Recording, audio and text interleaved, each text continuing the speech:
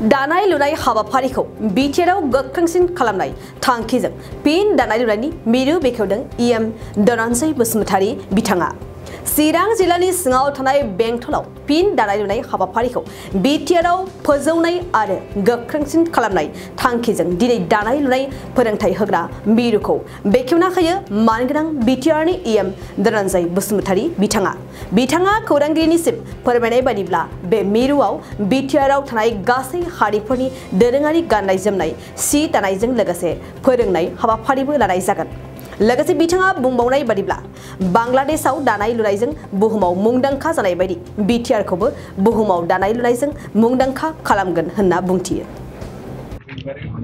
जोंहा गोथै बिटिआर ओनसोलाव आगोलनिफ्राय एचटिसि हेन्डलुम ट्रेनिं सेन्टारा 12थाल'मोन। बेखौ जोङो थांनाय इसि मिटिंआव पास खालामना लाबाय। 12थाजों जानाय नङा, 16था खालामनांगोन होननानै जोङो बिटिआर ओनसोलाव 16था जायगायाव जोङो हेन्डलुम ट्रेनिं सेन्टारखौ गायसननो लाहार फाहार खालामदों आरो बेखौ लानानैनो जोङो एबार फाइनान्सियेलि बाजेटआव जों बेखौ हमनाय जाखाजोब्बाय। गासै बिटिआरआव टटेल 16था जासिगोन। बेयो मडेल एस्टिमेट जागोन। जोङो 50 लाखमोन, मथा-मथि बे एसे ओरै जाहैबाय। दा बेयाव जोङो बेंटलाव एचटिसि हेन्डलुम ट्रेनिं सेन्टार गोनांथार हिसाबै दिनै बे बेंटलाव जों बेखेवबाय। नैबे न'आ माने हेन्डलुमनि न'आ बिराद गोबावनिफ्रायनो दङ, नाथाय बेयाव दानाय लुनाय जेबो सोलियामोन सिगां समाव। मानि थाखाय जादोंमोन? आं दानिसो सिगाङाव आं बुंखादों, खावलायखादों। बे स्पेसियेलि बे बेंटल एरिया बा जोंनि काजलगावनि साहा बे बेंटल एरियायाव माने जिथु हेन्डलुम ट्रेनिं सेन्टार दङ, बेखौ मोजाङै प्रसार जादोंना जायाखै आंहा सन्देह दं। आरो बे जायगानि मानसिफ्रा मोजाङै माने गनायनानै लादोंना लायाखै आंहा बेयाव सन्देह दं।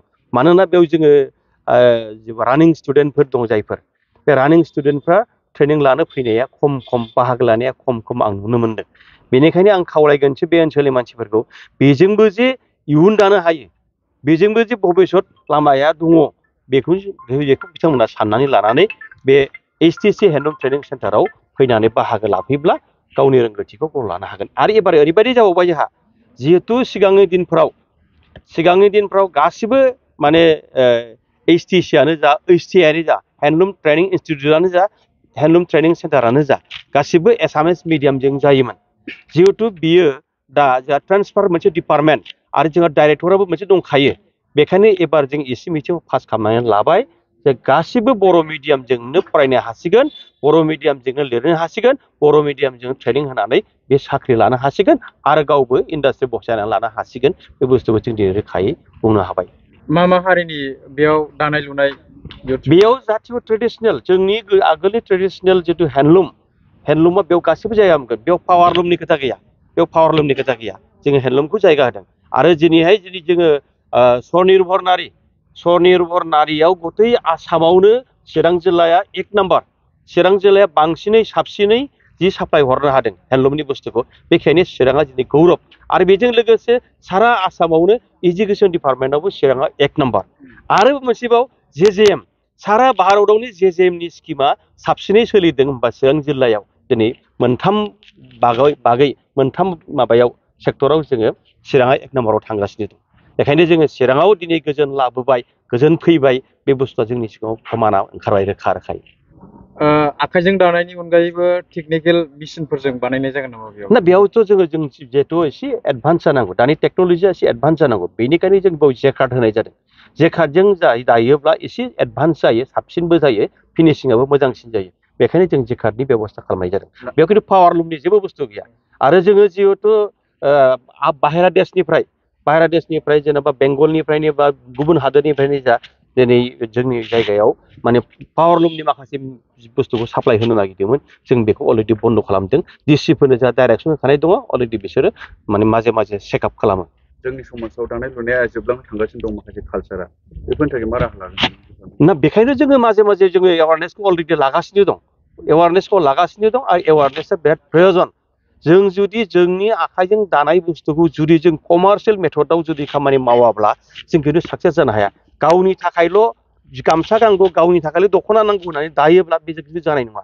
बेखौ जोङो माने बेबसाय भित्तियाव कमार्शियेल मेथडआव जों खामानिखौ मावनानै लानांगोन। अब्लानो जोङो सारा माने ओनसोलाव जों साप्लाय होनो हागोन दिनैहाय स्पेसियेलि जों बांलादेशखौ बुंनांगोन बांलादेशआ दिनैहाय माने सारा पृथिबियावनो मोनसे मोजां जायगा लाना थांदों रेडिमेड गार्मेन्ट्स बिसोरो ओरैबायदि माने जि बान दिहुनो दा बांलादेशआ बिराद गोजौ थाखोआव फैबाय गतिके जोंनि एरियायावबो मानो हाया जों बेखायनो बुंदों जोंनि एरियायावबो जोङो बांलादेशनि बायदि आरो बिसोरनिफ्राय साबसिन बुस्थु दानानै जों गुबुनफोरनो साप्लाय होनो हाब्लानो बे साक्सेस जागोन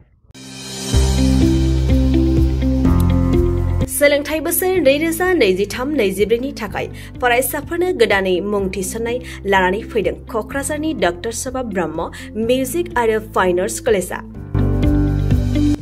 क'क्राझार सहरजों नांजाबनाय हाब्रुबारियाव थानाय बिटिआरनि गंसेल' डक्टर सभा ब्रह्म मिउजिक आरो फाइन आर्ट्स सरकारि कलेजाव दायो फरायसाफोरनि गोदानै मुं थिसननाया अनलाइननि गेजेरजों सोलिगासिनो फरायसाफोरा क'क्राझार मिउजिक एन्ड फाइन आर्ट्स.in वेबसाइटआव थांनानै मुंखौ थिसननो हागोन 12 थाखो उद्रिसारनाय फरायसाफोरा bachelor of fine arts bachelor of music आयदानि थाखाय मुं थिसननो हागोन